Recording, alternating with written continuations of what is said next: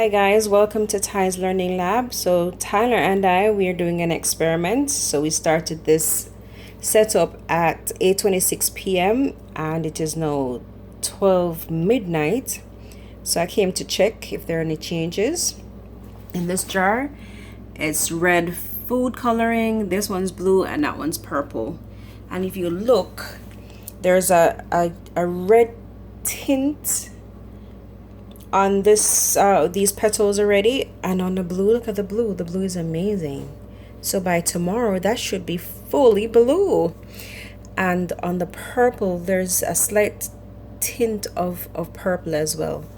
So I know that in the morning when he wakes up he's gonna be excited, like, mommy, look. So this is it. It's a really wonderful experiment for toddlers and adults too. Over and out from Ty's Learning Lab.